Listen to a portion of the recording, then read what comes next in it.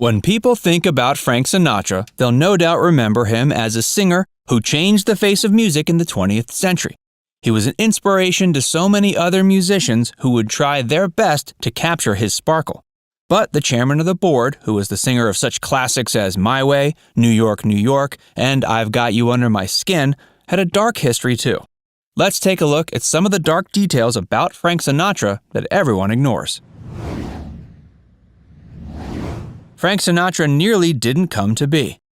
Let's start at the beginning of his life. Francis Albert Sinatra was born in the kitchen of his parents' apartment in Hoboken, New Jersey, but he was nearly declared dead on arrival. Born at a staggering 13.5 pounds, Frank needed to be pulled from the womb using forceps. Frank was thought to be dead because he was blue and not breathing. However, while the doctor was treating Frank's mother, his grandmother ran him under cold water and slapped him on the back, which revived him. His birth would leave a scar on Frank for the rest of his life. The forceps that were used would leave him facial scarring on the left-hand side of his face, neck, and jaw. This would earn him the nickname Scarface. During his career, Frank would hide his facial scars with heavy makeup. Frank was not actually supposed to be called Frank. He was meant to be called Martin after his father, but a misunderstanding at his christening meant he was baptized after his godfather, Frank Garrick. The name stuck and the rest is history. Frank was the only child of Italian immigrants. His father, Marty, owned a tavern and was a part-time prize fighter, while his mother, Dolly, was a midwife who used to help women have illegal abortions. Dolly was also involved in local politics. But with his parents leading such busy lives, they were often not at home, and young Frank was often left on his own or with his grandmother. He longed for a sister or brother. All the other kids in Frank's mostly Italian neighborhood would come from large families. Frank was a man who was driven by ambition. Success didn't come easy to Frank, and his parents weren't all that supportive of him becoming a professional singer. Marty Sinatra wanted his son to get a steady job. Dolly, on the other hand, eventually came around to the idea and would help him out by buying him sheet music and sound equipment, as well as using her political sway to hook Frank up with some gigs. It was Dolly who would get Frank a spot in a local singing group, the Hoboken Four, which would put him on the path to stardom. It didn't take long for it to become obvious that Frank was the only one with real ambition in the Hoboken Four. Once the group broke up, Frank waited tables between gigs with local dance bands. His biggest break came in 1940 when famous bandleader Tommy Dorsey offered him a contract.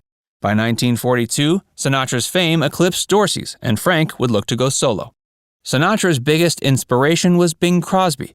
Crosby's style was a huge influence on the laid-back singing style Frank became famous for.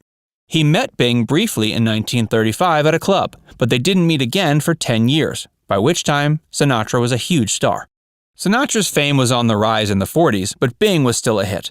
But while Bing had fans, they weren't the shrieking teenage girls who made up Frank's fan base. Crosby would take Sinatra's rise in popularity in stride, joking that Sinatra was the kind of singer who would come around once in a lifetime. But, quote, why did it have to be my lifetime? Following this quip, a rivalry was born. The two singers would often trade verbal blows with each other. Of course, the rivalry was played up to get more exposure. Later in their careers, the crooners would duet and star in movies like High Society. Sinatra had strong mob connections. Although it was always denied, Sinatra did have mob links. He was said to be friendly with Chicago mob boss Sam Giancana. He would regularly be seen socializing with the Fischetti brothers, who ran illegal gambling rings, and he would party with Detroit mobsters Anthony and Vito Giacalone. If Frank ever needed out of a contract or had been insulted, someone somewhere would get a visit from some of Frank's friends. The FBI certainly kept an eye on Sinatra's friendships. Although he was never charged with anything, his associations were laid bare when his full FBI record was released after his death. Hey, if you're enjoying this video so far, make sure you give it a like, and subscribe to Factsverse if you haven't already. And stick around for a lot more about Frank Sinatra. Frank was a friend of JFK. Sinatra was a keen supporter of the Democrats, especially JFK. It isn't known how the two men met, however Kennedy's sister Pat was married to Rat Pack member Peter Lawford. When Kennedy announced he was running for president, Sinatra used his fame to endorse JFK. He lent JFK's aides his private jet, allowed the song High Hopes to become the theme song for Kennedy's campaign, held donor dinners, and appeared on political radio ads. It was also speculated that Joseph Kennedy wanted Sinatra to use his sway with the mob and unions to help bring his son extra votes. Soon after the election, the Kennedy-Sinatra love-in turned sour. Wiretaps revealed Sinatra was having an affair with Kennedy's married sister, Pat. The recordings made it clear Frank was using Pat to sway her brothers and steer the government away from his mob friends' activities. Sinatra was known for his bad temper. He may have been the master of the romantic song, but Frank Sinatra had a violent temper. It's said during a show in Hong Kong, a missed lighting cue led to him trashing his dressing room and his hotel suite, smashing antiques in the process. Another rage attack saw Sinatra driving a golf cart through the window of a shopping mall. He had a habit of bullying venue employees and less famous entertainers. Anyone he didn't like would get beaten up by his mob friends. Stand-up comedians seemed to get it worse than anyone else. Shecky Greene, a comic, once angered Sinatra and was mobbed by some of Frank's friends. Jackie Mason joked about the age gap between Frank and his 21-year-old wife, Mia Farrow. Mason refused to stop telling jokes and shots were fired in his hotel room. Later, he had his nose and cheekbone broken. Frank Sinatra was married 4 times. Married 4 times, numerous accounts reveal Sinatra was unfaithful and controlling. His first wife was Nancy Barbado. They had 3 children, Nancy, Frank Jr., and Tina. Sinatra's infidelity caused the marriage to end. Shortly after the divorce was finalized, he remarried, this time to actress Ava Gardner. The couple would have explosive fights in public, both had affairs, and both drank heavily. They'd eventually divorce after 6 years. He went on to marry Mia Farrow, who was 30 years younger. Sinatra demanded Farrow give up acting, and she agreed. Eventually, she got fed up of the life of a housewife and took the lead role in Rosemary's Baby. Sinatra gave in and arranged a small role in his latest movie for after she was done. The filming of Rosemary's Baby ran over schedule, and Sinatra demanded she quit. She wouldn't, so Sinatra filed for divorce. Finally, he married Barbara Marx, with whom he had a Jekyll and Hyde relationship, showering her with affection and gifts one minute and screaming at her and threatening her the next. They remained married until Sinatra's death. Sinatra had depression. Sinatra was plagued by the black dog on his shoulder. Throughout his career, he had depressive bouts and even might have had bipolar disorder. On several occasions, he tried to commit suicide, once turning the gas on and putting his head in the oven, and another time with a gun. There's a story Ava Gardner tried to wrestle the gun away from him and the gun went off. Luckily, the bullet missed both of them. Frank Jr. got kidnapped. Frank Sinatra Jr. followed in his father's footsteps and wanted to become a singer. His career was on the rise when, in 1963, at the age of 19, he was performing a gig in Lake Tahoe. He was in his dressing room with a friend when someone claiming to have delivery knocked on the door. After he opened the door, Frank Jr. was tied up and blindfolded and forced out into a waiting car. The friend got away and notified the police. The 3 kidnappers, John Irwin, Joe Amsler, and Barry Keenan, demanded a ransom of $240,000 from Frank Sr. Frank paid the ransom with the help of the FBI. Keenan and Amsler took the suitcase, but Irwin got nervous and freed Frank Jr. The FBI caught the 3 kidnappers and recovered the money. The kidnappers' defense was they had been put up to it by Frank Jr., claiming it was all a publicity stunt. The FBI evidence went against this point, and the 3 kidnappers were found guilty. Frank Sinatra died aged 82. Frank died aged 82 on May 14, 1998. His wife Barbara and 3 children were all at his bedside. His final few years had been filled with health problems, such as heart and breathing problems, pneumonia, bladder cancer, and dementia. His final words were, "I'm losing." He was buried with a pack of Camel cigarettes, a bottle of Jack Daniels, a lighter, and $1 in dimes. Nancy Sinatra Jr. feels her father could have lived longer.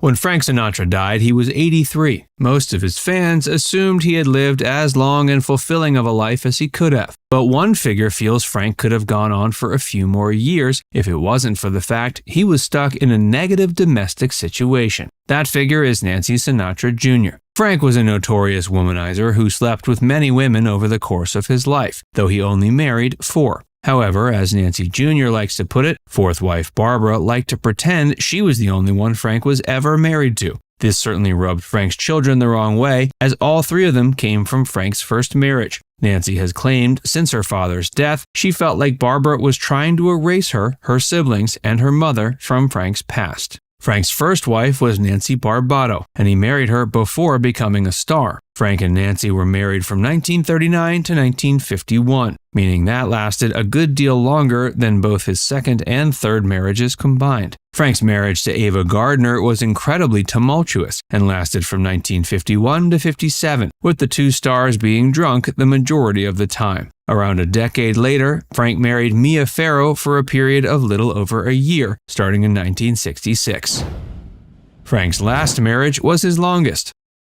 Frank Sinatra's marriage to fourth and final wife Barbara was the longest one he had. It also was seemingly the most successful, though recent remarks from the late singer's children suggest things were not quite so peaceful within the Sinatra home towards the end of Frank's life. Frank's marriage to Nancy started out before he became famous, and Nancy didn't exactly like the changes she saw happening in her husband when he started getting attention as a singer. Frank started partying excessively and cheating on Barbara with other women, including Ava Gardner. His affair with Ava Gardner is said to have been what finally put an end to the crooner's first marriage. He went on to marry Ava the same year of his first divorce, though Frank and Ava seem to have been relatively miserable throughout the entirety of their union. Frank and Barbara met years before their marriage.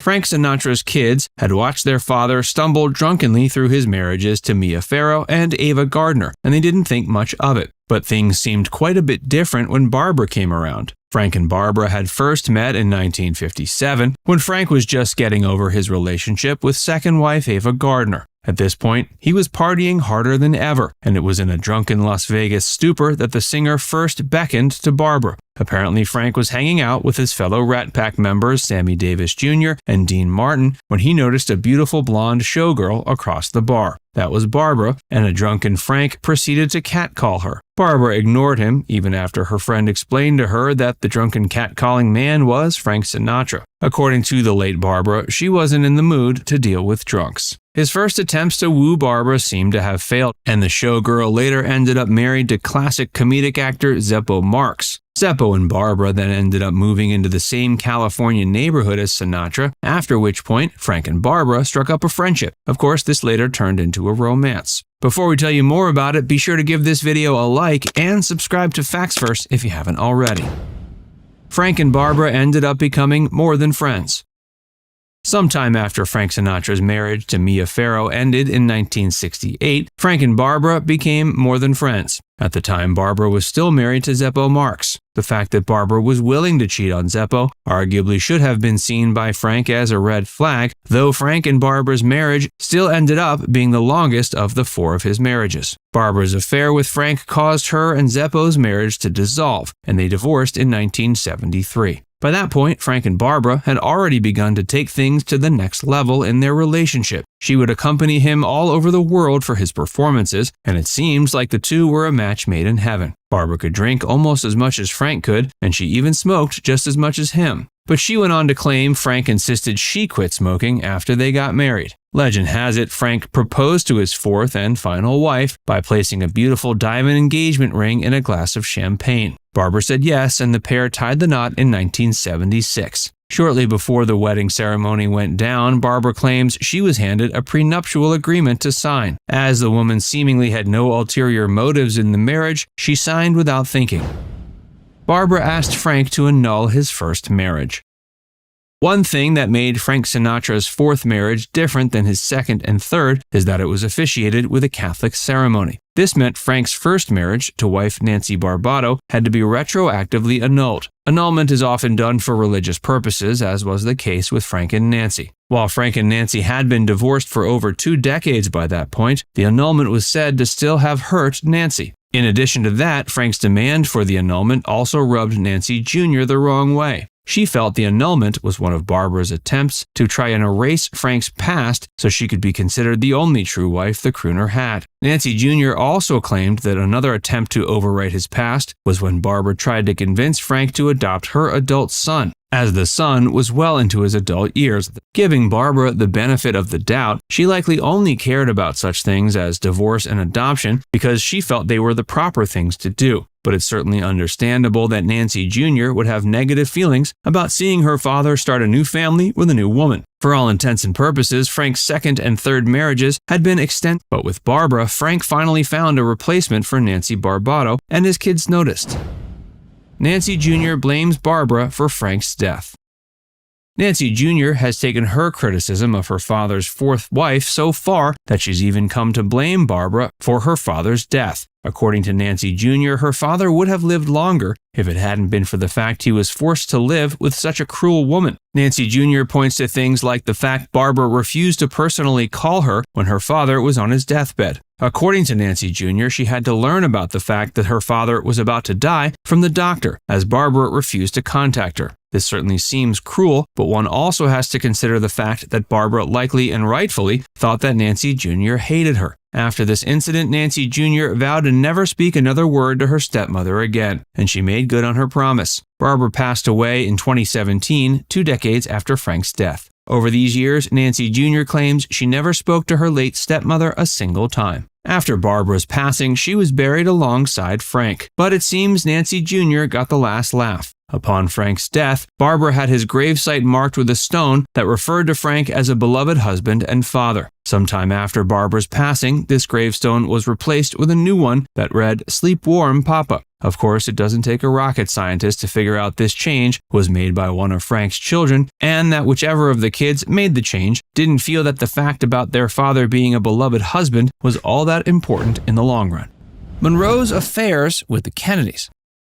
Marilyn Monroe's rumored affairs with John F. Kennedy and Robert F. Kennedy have long captivated the public's imagination. Monroe first met JFK in the 50s, likely beginning an intimate relationship around the time of his 1960 presidential campaign. Their affair was fostered by mutual friend Frank Sinatra, who allowed them to meet at his Palm Springs home for discreet rendezvous. Following JFK's election victory, Monroe memorably serenaded the new president with a sultry rendition of Happy Birthday, Mr. President in 1962. This highly publicized performance further fueled speculation of an illicit romance. According to Monroe's confidants, she cherished private pillow talk with JFK, in which he would share perspectives on world affairs. Monroe saw herself as Jack's intellectual companion, not just a casual fling. Their paths crossed frequently in 1961 and 62 within JFK's inner circle. Some historians posit RFK used his growing friendship with Monroe to ingratiate himself to his brother. Others claim it was a romantic rivalry in which RFK pursued Monroe partly to spite JFK. RFK's personal phone records show lengthy conversations between his office and Monroe's home, implying late-night intimacy. Whatever the truth, Monroe found herself enthralled by the charismatic brothers, especially Jack. She saw them as her guides to the heights of power in Washington. Tragically, once JFK replaced Monroe with newer mistresses like Judith Exner, he and RFK abruptly severed contact with the actress. This deep rejection by her Camelot idols was emotionally crushing for Marilyn Monroe. Having invested over a year of intimate access to America's royal family, Monroe was ruthlessly cast aside once she was no longer amusing to the Kennedys. In the final months of her life, Monroe tried desperately to reconnect with her former lovers and understand why she had been heartlessly abandoned. This cruel rejection by such influential men profoundly damaged the already fragile actress. Monroe's stay at Cal Neva Lodge. In the final weekend of her life, Marilyn Monroe stayed at the Cal Neva Lodge on the shore of Lake Tahoe. The resort was partially owned by Frank Sinatra, who frequently allowed Monroe to stay free of charge as a courtesy to his close friend. Little did Sinatra know this weekend would be the last time he'd see Monroe alive. Monroe had traveled to Cal Neva in the company of her ex-husband, Joe DiMaggio. Unbeknownst to the public at the time, they had quietly reconciled and were making plans to remarry. According to Sinatra's eyewitness account, Monroe was in a highly emotional state throughout her weekend there. She anxiously vacillated between elation about her reunion with DiMaggio and despair over her severed ties with the Kennedy brothers. Sinatra remembered Monroe consuming cocktails and pills in alarming quantities as she vented to him about feeling abandoned by the Kennedys. At one point at the weekend, Monroe accidentally overdosed on barbiturates and Sinatra had to rush to her hotel room. He found her unconscious and quickly took measures to revive her, including dousing her face with cold water. After she regained consciousness, Sinatra demanded she accompany him on a brisk walk around the resort grounds to stay alert. Witnesses recall seeing a distraught Sinatra guiding an extremely drowsy Monroe around the Cal Neva cabins, propping her up to prevent another overdose. Sinatra later said he had never seen Monroe so emotionally unraveled as she was that weekend. Unknown to either Monroe or Sinatra, tabloid reporters were stalking the resort, trying to snap photos of the actress. The press had caught wind that Monroe was secretly back with DiMaggio and intended to announce their marriage plans at an upcoming press conference. Eager for gossip fodder, the paparazzi attempted to document evidence of the reconciliation. The media encroachment compounded Monroe's anxiety and substance intake during her stay. Meanwhile, DiMaggio remained nearby at a separate hotel, coordinating with Sinatra to keep Monroe safe and try to stabilize her, but her emotional state only deteriorated further. Sinatra's belief she was murdered. In the immediate aftermath of Monroe's death, whispers swirled that she had been in fact murdered to silence her. Sinatra gave credence to these chilling theories based on evidence he uncovered. Sinatra's lawyer, Mickey Rudin, informed the singer that Monroe had been killed to stop her from holding a tell-all press conference about the Kennedys. Sinatra also had underworld connections linking Monroe's death to the mafia. Chicago mob boss Sam Giancana said Monroe was snuffed out by an organized crime figure who ran in both Kennedy and Sinatra circles. Additionally, Los Angeles mobster Johnny Roselli told Sinatra that Monroe was purposefully silenced before she could damage the Kennedys' reputations. Piecing together what he knew of Monroe's final days, along with the revelations from Rudin and his mafia contacts, Sinatra became convinced that Robert Kennedy and Jimmy Hoffa conspired to have Monroe murdered via lethal injection. Sinatra thought they hired a corrupt medical examiner to administer a fatal barbiturate suppository while she was unconscious. With her major announcement about reuniting with DiMaggio on the horizon, the theory was that Kennedy and Hoffa felt the bombshell actress needed to be stopped from airing details of her affairs. They couldn't risk a national scandal rupturing Camelot's idyllic image ahead of JFK's re-election bid. Sinatra also suspected the mob held up their end of this quid pro quo bargain by guaranteeing Union support for Kennedy in the '64 campaign. In Sinatra's mind, Monroe was a victim of a high-level political assassination. He shared his belief that she was snuffed out because Monroe's re-emergence threatened too many powerful interests. For decades after Monroe's passing, Sinatra continued investigating theories around her possible murder. He financed private investigations into potential co-conspirators and scoured Monroe's phone records and medical reports for clues. He felt compelled to achieve some justice for his dear friend Monroe and expose those responsible. While never able to definitively prove his allegations, Sinatra remained utterly convinced that the corrupt forces of Hollywood, Washington, and organized crime had colluded to end Monroe's life. He carried resentment towards the Kennedys, Jimmy Hoffa, and the mafia leaders he held accountable for Monroe's tragic end. Their close bond. Though never romantically involved, Monroe and Sinatra shared an incredibly close platonic bond. They formed an intimate friendship based on their similar experiences as stars navigating fame. Both felt isolated and burdened by their public image and notoriety. They could relax together, though, and open up honestly with each other about their struggles. According to Sinatra's friend Peter Lawford, they had a rapport like Bogey and Bacall. Losing Monroe devastated Sinatra and left an irreplaceable void in his life. Besides grieving her loss, he deeply regretted being unable to rescue someone he cared for so dearly. He pledged to never forget the special connection they shared, a bond allowing two lost souls to find solace. Vicky LaMotta. Although Vicky might have not been the first female Frank Sinatra was ever with during his life, their fling stands as Frank's first publicly documented romance. Vicky is perhaps better known as the second wife of boxer Jake LaMotta, who was the inspiration for Martin Scorsese's Raging Bull, but she later revealed she had a fling with Sinatra beforehand. Nancy Berg. Actress Nancy Berg claims she hooked up with Frank very early in both of their careers.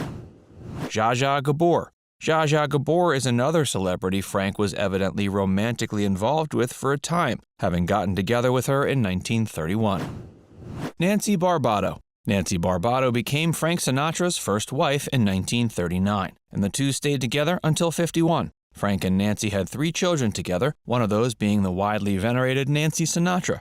Sadly, the two couldn't make their marriage work and ended up divorcing. Frank had numerous affairs while he was married to Nancy, and his infidelities were exacerbated by his alcoholism. Marlene Dietrich. Marlene Dietrich is one of the women Frank was known to have had an affair with during his marriage to Nancy. They got together in 1944, though Frank's fling with the actress didn't last very long.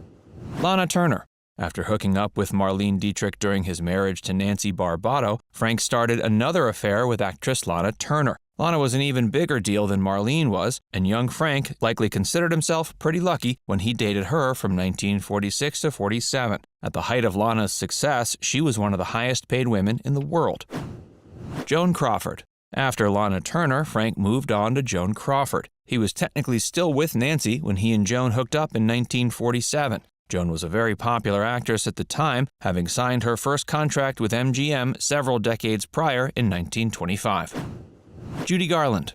Frank Sinatra and Judy Garland were lifelong friends, but also lovers on a couple occasions. Frank and Judy had 2 separate flings throughout their life, the first while Frank was married to Nancy, and the second while he was married to second wife Ava Gardner. Although Frank and Judy never made their relationship serious, the two maintained a friendship over the years, and Frank reportedly helped pay for Judy's funeral. Ava Gardner. After divorcing first wife Nancy Barbado in 1951, Frank quickly moved on to second wife Ava Gardner. Frank and Nancy's marriage had been turbulent, and Frank and Ava's was arguably even worse. Both the celebrities heavily relied on alcohol during the time they were romantically involved, and Frank kept up his habit of being unfaithful over the course of this marriage. Donna Reed.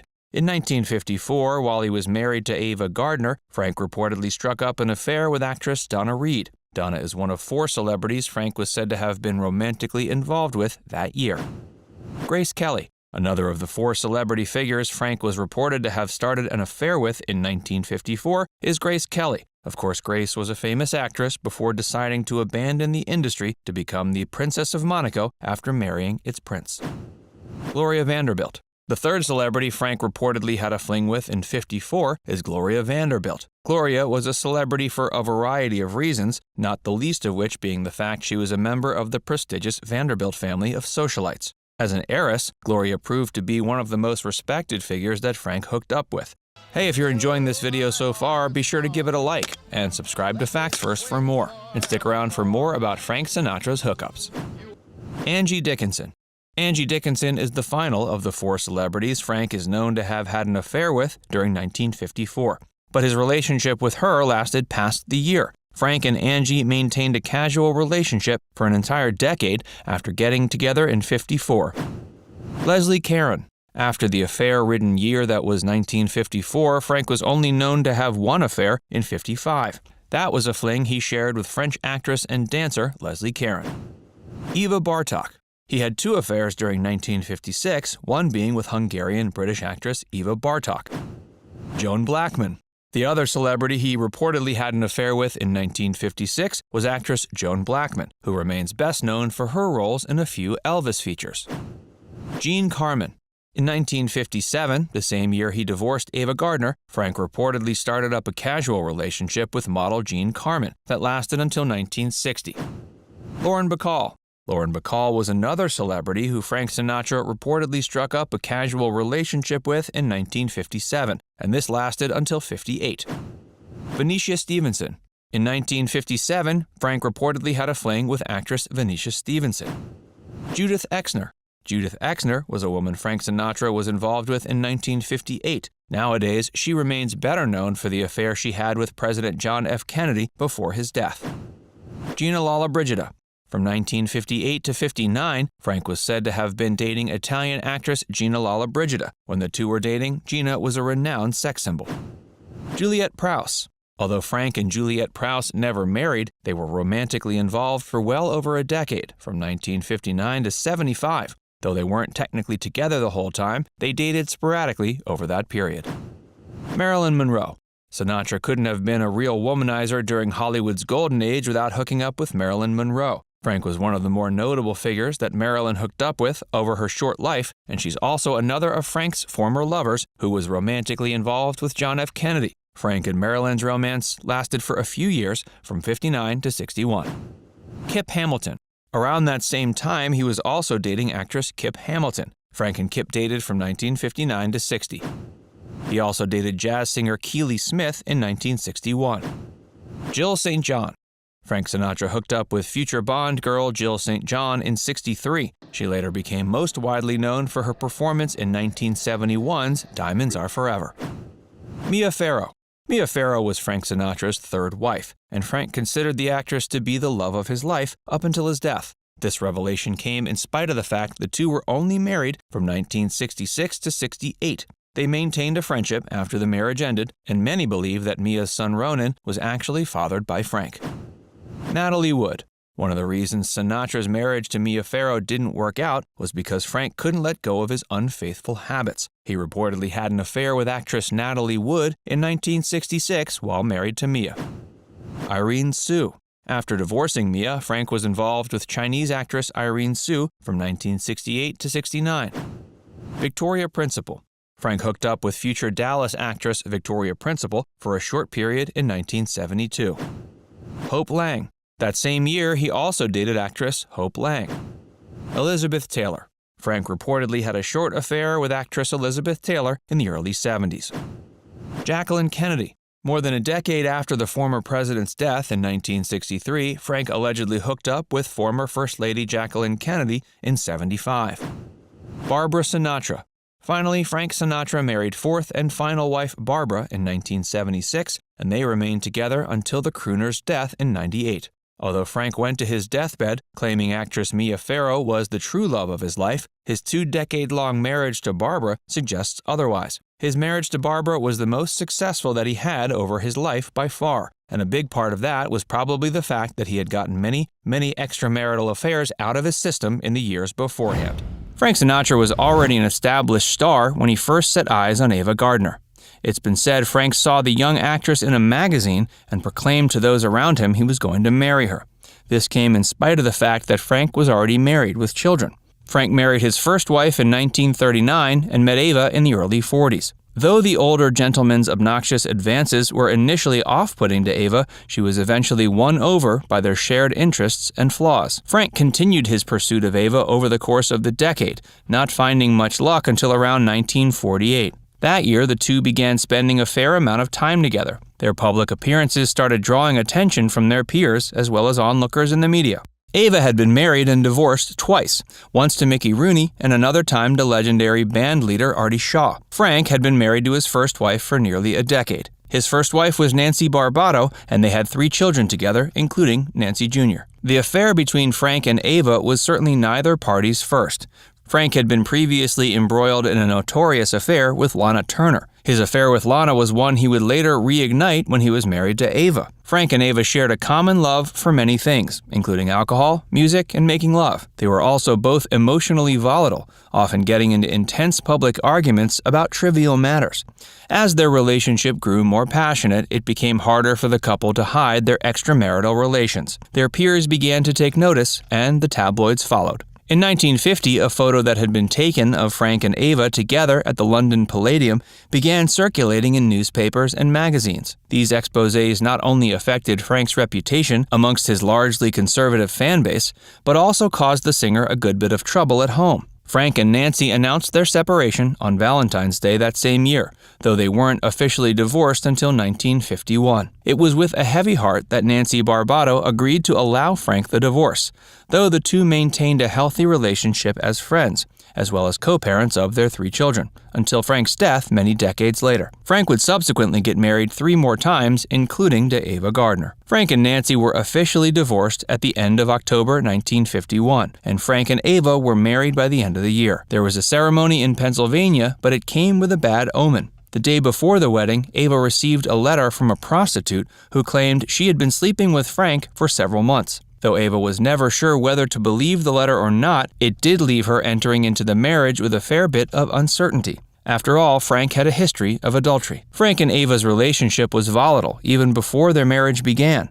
In August of 1951, the two had been staying at Lake Tahoe when Frank attempted to take his life as a result of an argument the couple had been having. Frank took a handful of sleeping pills after drinking several glasses of champagne, though he was resuscitated by Ava before he died. Frank would go on to attempt suicide a few more times over the course of their relationship. Not far into their marriage, Frank and Ava had seemingly come to terms with the fact that neither party was completely faithful.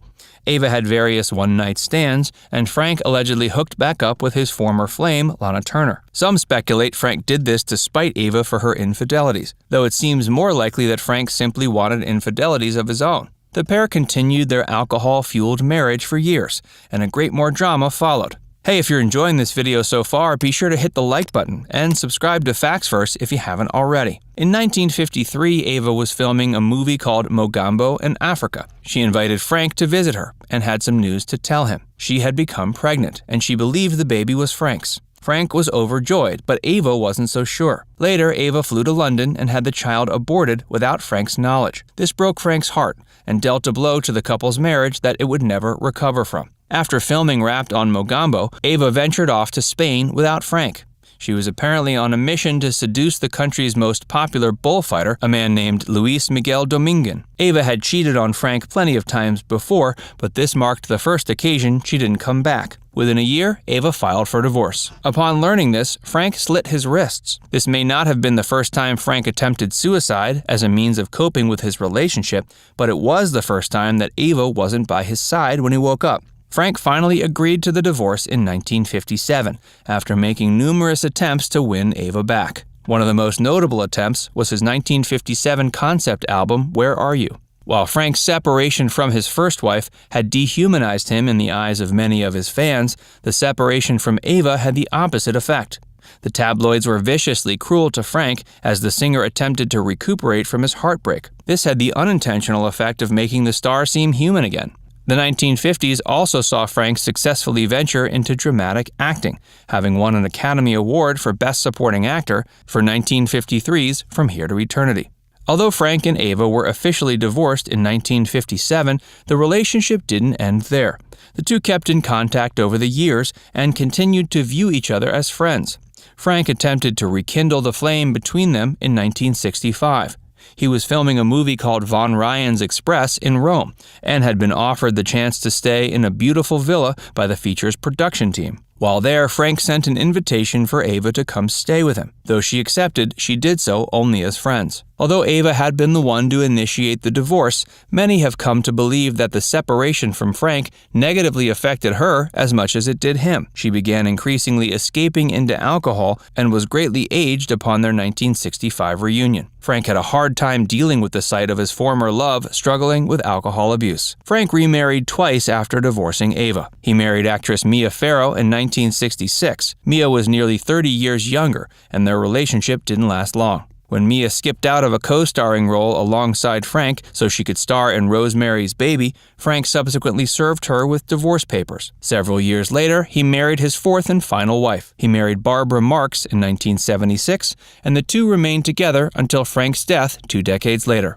Despite the fact this turned out to be his longest marriage, Barbara never got along with Frank's kids. Barbara infamously kept Frank's kids out of the loop during his final days, making very few efforts to call and inform them their father was on his deathbed. Despite the fact that Frank technically moved on, he never truly forgot about Ava. He sent her a bouquet of flowers every year after their divorce until her death in early 1990. Ava had previously suffered from a stroke and had lost the ability to speak, but that didn't stop Frank from calling her on the phone sometimes and speaking enough for the both of them. It was reported Frank called Ava a lot during her final days, though Ava wasn't able to speak back. Ava passed away January 25, 1990. She was 67. Frank died a little over 8 years later. He had suffered a heart attack in 1997, after which he stopped making public appearances. He suffered from numerous other health problems in his final days, including high blood pressure, bladder cancer, and pneumonia. And it was believed his many years of taking antidepressants had caused some symptoms that resembled dementia. All these issues came to a head in 1998 when Frank was taken to a medical center in Los Angeles. He passed away at the age of 82. Nancy Sinatra.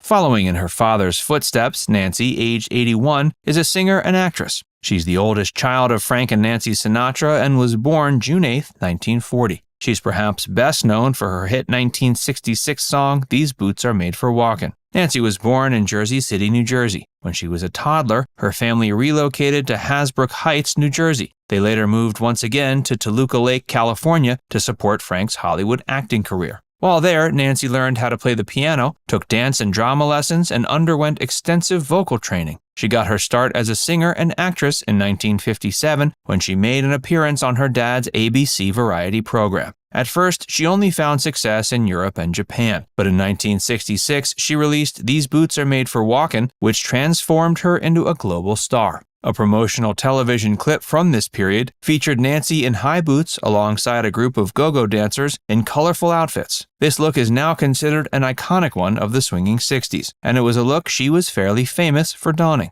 The song was penned by songster Lee Hazelwood, who went on to write and produce the majority of her hit songs and would occasionally sing duets with her. Nancy had 13 songs that charted in 1966 and 67. All those featured session musician William Everett Strange as conductor and arranger. Some of her other notable recordings include Sugartown, Something Stupid, Summer Wine, and her cover of Bang Bang My Baby Shot Me Down, which was featured in the opening credits for Tarantino's film Kill Bill Volume 1. From 1964 to 68, Nancy appeared in a handful of motion pictures. She appeared alongside Peter Fonda in The Wild Angels and teamed up with Elvis in the film Speedway. In 1965, she co-starred with her father in the comedy Marriage on the Rocks. Even though she's now in her 80s, Nancy still is putting out music. In 2013, she put out the digital-only album Shifting Gears, and in 2020, Light in the Attic Records announced their plans to release Nancy's archival collection. That same year, Nancy started Nancy's Boutique, an online shop that features her albums, merchandise, and autographed items.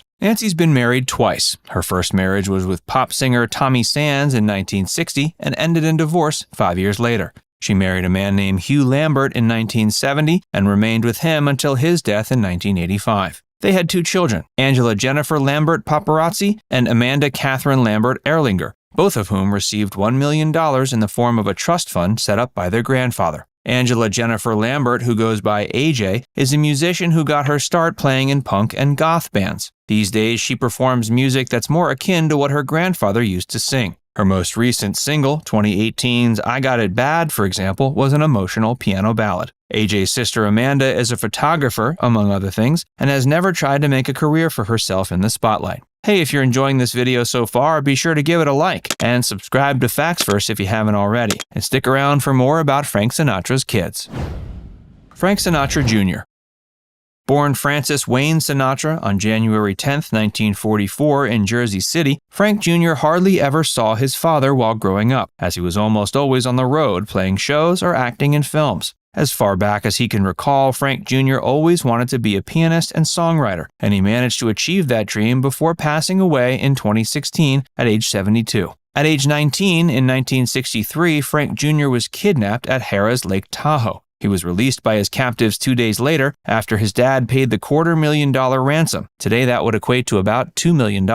His kidnappers, Barry Keenan, John Amsler, and Johnny Irwin, were apprehended soon after his release and tried and convicted of kidnapping. Each received lengthy prison sentences, although they only served a fraction of them. Keenan was the brains behind the operation and was later determined legally insane when he committed the crime and thus did not bear responsibility for his heinous actions. Frank Jr. kicked off his musical career playing at local clubs and venues in his teens. At 19, he became the lead vocalist for Sam Donahue's musical outfit. He spent a significant amount of time as well playing with Duke Ellington and learning the ropes of the music industry. Although he managed to make a career out of performing, he was constantly compared to his father and never displayed distinctiveness to set himself apart. In 1980, after struggling to make it big for decades with little success, he joined his father on the road. He maintained a presence in the limelight, albeit discreetly, until 1998, the year his dad passed away. Since then, he's made a couple of appearances on TV playing himself and various other characters. One notable credit was playing a player in Tony Soprano's high-stakes poker game. Frank Jr. married Cynthia McMurray on October 18, 1998. They split 2 years later. He had one son, Michael, from a previous relationship.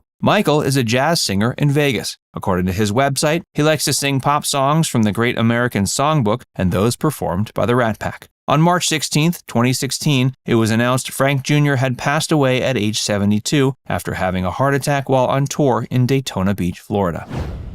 Tina Sinatra.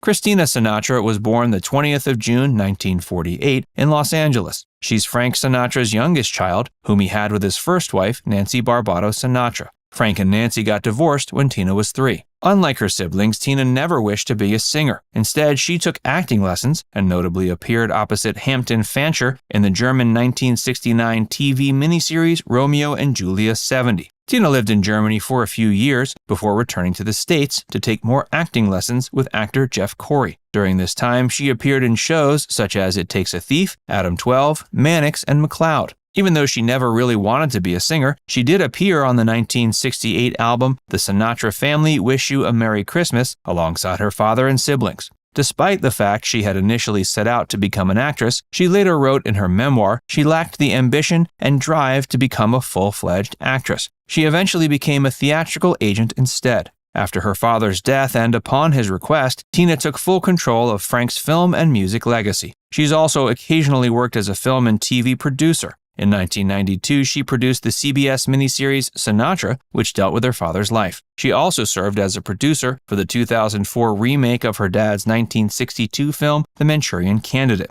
In 2000, she released her memoir, My Father's Daughter, which was co-written by Jeff Copland. After a brief engagement to Robert Wagner that ended in 1972, Tina married musician Wes Farrell in 1974. They divorced 2 years later. In 1981, she married a man named Richard Cohen, though they divorced just 2 years later. It appears as if Tina is retired these days and living in Beverly Hills. It's also known that she never had any children. When Marlon Brando was cast in the 1955 Hollywood adaptation of the Broadway musical Guys and Dolls, many people in the industry were taken by surprise. Marlon was cast in the lead role of Sky Masterson, even though the newly established method actor had no experience performing in musicals. One person surprised by the decision was Marlon's co-star, established crooner Frank Sinatra. In fact, Frank had campaigned for the role himself, instead having his talents relegated to the role of second lead Nathan Detroit. Frank had pleaded with the higher-ups at Studio MGM to get the role of Sky Masterson in the Hollywood adaptation, but studio heads didn't feel the crooner was right for the role. Before deciding on Marlon Brando, other actors approached to possibly play him were Gene Kelly, Kirk Douglas, and Cary Grant. Marlon initially turned down the role after it first being offered, but was reportedly talked into accepting at the behest of a phone call from Cary Grant. Apparently, Cary called Marlon up and told him to take the role to piss off Frank Sinatra. The studio and creative team behind Guys and Dolls were interested in having Marlon Brando take on the lead role despite his lack of musical experience. Marlon was the new hot thing in Hollywood, and MGM was sure they could make magic by casting him in a musical. When Marlon expressed his hesitance to take the role, director Joseph L. Mankiewicz shared that Marlon had no reason to be nervous, as the filmmaker had never been involved in a musical either. Marlon and Joseph's lack of experience filming musicals meant Frank Sinatra was one of the most experienced people on set. However, Sinatra wasn't willing to lend any advice to Brando. Early on in the production, Brando turned to Frank Sinatra for support. Angry about losing out on the lead role and hesitant about the much younger actor, Frank refused to give it. Marlon apparently asked Frank to help him rehearse the film's musical numbers, to which Frank retorted he wasn't interested in Marlon's method acting. Marlon had reluctantly signed on to play the lead in Guys and Dolls, believing his singing voice was going to be dubbed over by a more talented singer in the final cut. But this didn't end up happening. Instead of dubbing over Marlon's voice, MGM went all out teaching the star how to sing. Still, Marlon ended up needing many takes for some scenes in the film as a result of his inexperience. His acting style also differed from Frank's. Frank always preferred to get things done in one take, while Marlon preferred to do a few. Marlon's need for extra takes during both his singing and talking scenes got on Frank's nerves. Although Marlon was apparently uncomfortable with his vocal performance, the production team ended up getting enough footage of the actor that they were able to cobble together a final product that made it look like the actor could sing.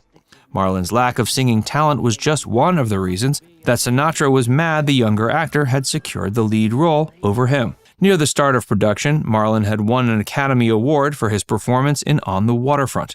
Frank had campaigned for the very same role and had been beaten out by the younger actor. When Marlon beat Frank yet again for the lead in Guys and Dolls, the legendary crooner was fuming. Despite the call from Cary Grant pleading for Marlon Brando to piss Frank Sinatra off by taking the role, it doesn't appear that Marlon had any personal vendetta against Sinatra. Instead, Marlon simply felt the role of Sky Masterson was going to be a good way to expand his horizons. He worked amicably with Frank, but Frank wasn't having it. When Marlon realized Frank hated him, the younger actor slowly started to hate the established Hollywood veteran. This led to the creation of their infamous feud that resulted in Brando getting kidnapped. Hey, if you're enjoying this video so far, be sure to give it a like and subscribe to Facts Verse if you haven't already. And stick around for more about Marlon and Frank's feud. Not long onto the production of 1955's Hollywood adaptation of Guys and Dolls, the onset feud between Marlon Brando and Frank Sinatra made it so the two refused to talk to each other when cameras weren't rolling. They communicated via third parties, and Frank took every opportunity to disparage his younger co-star.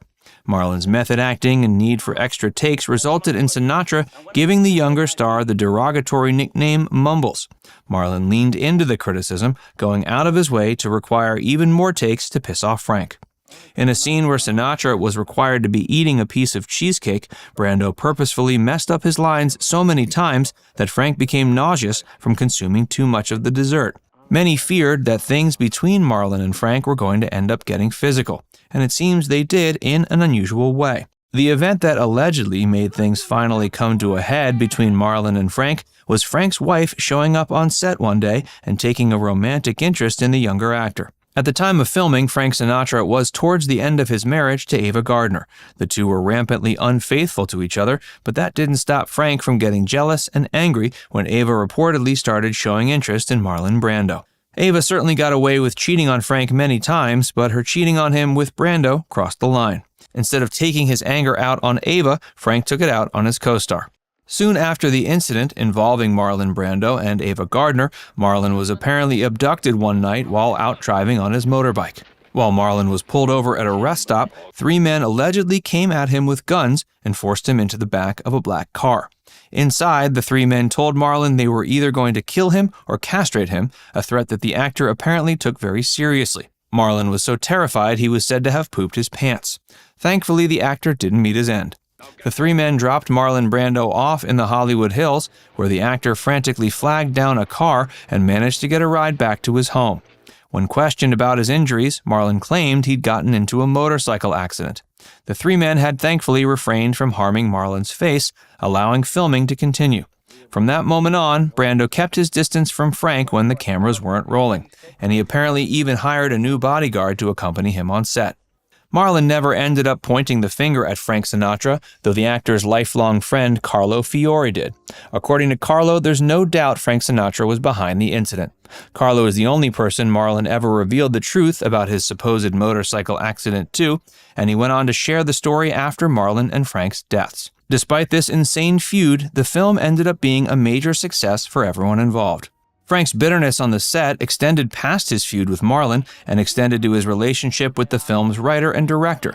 Frank reportedly defied the direction of filmmaker Joseph Mankiewicz numerous times during filming, and the crooner went on to pledge he would never work with the director again. Marlon Brando's bad time made it so he didn't want to do much publicity for the picture, but MGM managed to convince the star otherwise by purchasing him a brand new Thunderbird. Nancy's early life. Nancy Sandra Sinatra was born June 8, 1940, in Jersey City, New Jersey. She gained fame in the 60s for her distinctive voice and iconic hit songs. She's also, of course, the daughter of legendary Frank Sinatra and his first wife, Nancy Barbado Sinatra. Nancy grew up in a family deeply entrenched in the entertainment industry. Her father, Frank, was already a renowned singer by the time she was born, and her mother, Nancy Barbado Sinatra, was a homemaker. She had 2 younger siblings, Frank Jr. and Tina Sinatra. She attended UCLA, where she took music and vocal lessons. Her aspirations to pursue a career in music were evident early on. In the early 60s, her career began to take shape. She signed with her father's label, Reprise Records, and released her debut single, Cufflinks and a Tie Clip, in 1961. But it wasn't until 1965 that she achieved her breakthrough moment with the release of the iconic song, These Boots Are Made for Walkin'. The song became an instant sensation and topped the charts, establishing Nancy as a pop music icon. Its memorable, catchy tune and Nancy's sultry yet assertive vocals made it a defining track of the 60s. Her success continued with a string of hit singles including Sugartown, How Does That Grab You, Darlin', and You Only Live Twice, the theme song for the James Bond film of the same name. She also enjoyed a successful career in film and television, with appearances in movies such as Speedway alongside Elvis Presley and The Wild Angels with Peter Fonda. Throughout her career, Nancy developed her unique style, often characterized by her distinctive fashion choices and signature go-go boots, which became a fashion trend during the 60s. Nancy's contribution to the world of music and entertainment left an indelible mark on the industry. Her songs continue to be celebrated and remembered as classics of the era. Over the years, she's remained active in the entertainment world, collaborating with various artists and continuing to perform live. Nancy and Frank.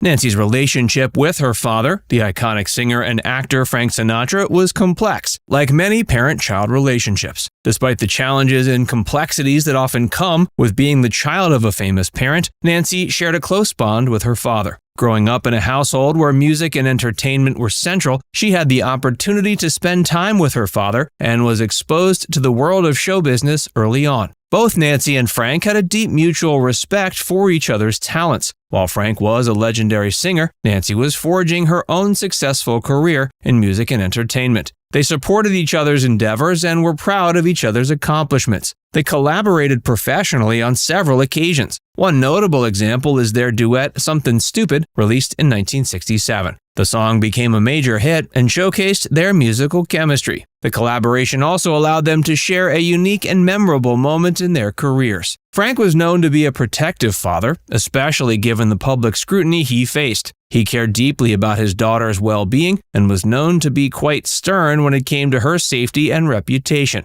This protective instinct is something many fathers share when it comes to their daughters. While Nancy was determined to make a name for herself independently of her dad, there's no denying that her family connections provided her with opportunities and a platform to launch her career. Her association with her dad's record label, Reprise Records, and his industry connections certainly played a role in her early success. Nancy has worked tirelessly to preserve her father's legacy and honor his memory since his passing in 1998. She's been involved in various tribute events, documentaries, and charity work related to Frank's legacy, ensuring that his impact on the world of music and entertainment endures. The Terrible Song. My Way is one of Frank Sinatra's most iconic songs, known for its powerful lyrics and Sinatra's emotive interpretation. The song has a fascinating origin, an enduring cultural legacy, and numerous cover versions. It's an English-language adaptation of the French song Comme d'habitude, as usual, which was written by Claude François and Jacques Rivaux, with French lyrics by Gil Thibault. Paul Anka, a Canadian-American singer and songwriter, heard the French version while visiting France and was inspired to create an English version tailored for Frank Sinatra. Anka had penned new English lyrics for the song that reflected Sinatra's life and career, and he presented the song to Sinatra with the intention of Sinatra making it his own. Sinatra recorded My Way in 1968 for his album of the same name. The song was released as a single in early '69. It quickly became one of his signature songs, representing his storied career and the resilience he showed in the face of life's challenges. The song's emotional depth and powerful lyrics resonated with audiences, making it a timeless classic. His rendition earned him a Grammy Award in 1970 for Best Male Pop Vocal Performance. My Way is often regarded as a symbol of individualism and self-expression.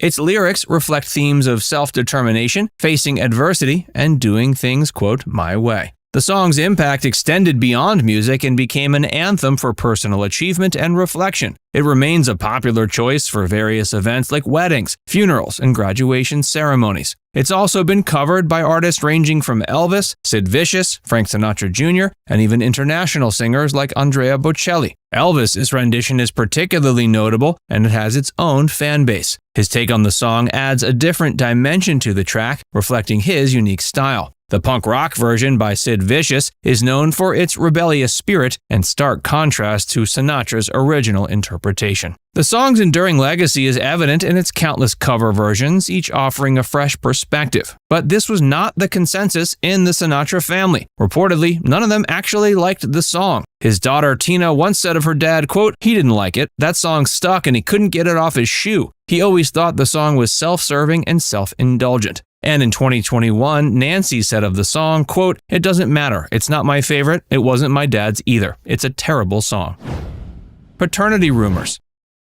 Recently, Nancy also weighed in on the steady rumors that Frank Sinatra is the true father for Mia Farrow's son, journalist Ronan Farrow. In an interview with CBS Sunday Morning, she said, quote, "Mia's son? Oh, nonsense. He would just laugh it off. We didn't laugh it off because it was affecting my kids, you know. They were being questioned about it, and we all knew it was nonsense." She also says she doesn't harbor any ill will towards Mia for suggesting it might be true. And Tina went a step further, claiming that Frank had long since had a vasectomy by the time Ronan was born, making it a basic impossibility. Frank Sinatra and Judy Garland may have been two of the most successful stars of their time, but their success sadly didn't translate over into their personal love lives. Frank was married 4 times and Judy was married 5. Each also had a host of other lovers they hooked up with, both outside of and during these marriages. Though neither Frank nor Judy counted the others amongst their numerous spouses, they shared 2 separate love affairs and remained lifelong friends until Judy's death.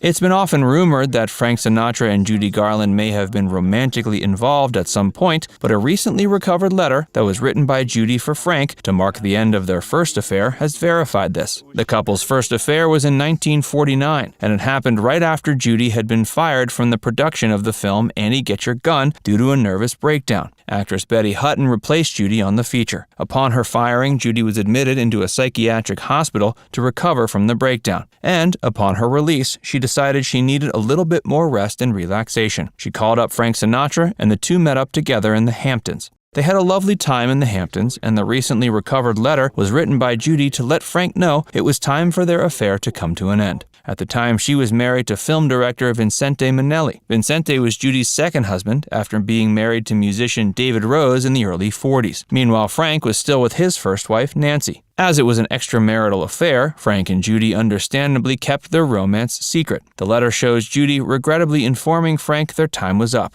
After their first affair, Judy Garland divorced her second husband and went on to marry her third husband, Sidney Luft. Luft was a famous film producer, and the pair met in 1950. Judy and Vincente Minnelli were separated at the time, though the divorce wasn't finalized until 1951. Judy and Sidney married in 52 and remained married until 1965. They had 2 children together, Lorna and Joey Luft. Judy had previously had a child with second husband Vincente, with that child being the more notable Liza Minnelli. Sidney Luft also served as Judy's manager during that period. His management helped revitalize the star's career, which had suffered mildly in the few years prior. Despite the fame and children Sidney brought her, Judy still wasn't completely satisfied in the relationship and ended up having to turn back to Frank to fill the void. After his first affair with Judy Garland, Frank went on to divorce his first wife, Nancy Barbado, and move on to his second wife, Ava Gardner. Frank had 3 children with Nancy, and she gained custody of them after the divorce. Frank was devastated, feeling as if he had lost his family. Although his new Hollywood wife certainly helped take his mind off things, it was nothing compared to the home life he had with Nancy and the kids. Like Judy, Frank found himself similarly empty and unfulfilled in the mid-1950s, and was game to start up their romantic relationship once more.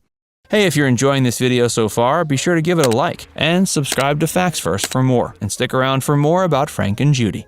Frank was married 4 times over the course of his life, though he claimed there was one woman he loved more than any other, and that was Mia Farrow. Mia was Frank's third wife, though their marriage only lasted a few years in the late 60s. It's often rumored that Mia's son Ronan is actually Frank Sinatra's son. Frank Sinatra met and married his first wife, Nancy Barbado, in 1939, near the beginning of his singing career. The two moved to Beverly Hills together when Frank decided he wanted to make a name for himself as an entertainer in Hollywood. They stayed married until 1951, though it wasn't the happiest marriage. They had numerous troubles throughout it, with most of them being caused by Frank's alcoholism and innumerable bouts of infidelity. Besides Judy Garland, Frank had extramarital affairs with numerous other women throughout his marriage to his first wife, Nancy. Some of the many other lovers he was apparently involved with during his first marriage included Lana Turner, Marilyn Monroe, Marlene Dietrich, and Angie Dickinson. His alcoholism got worse after Nancy divorced him, and Judy had similar personal problems. It was likely these demons that helped Frank and Judy relate to each other, and this may have been why the pair only ever hooked up in secret.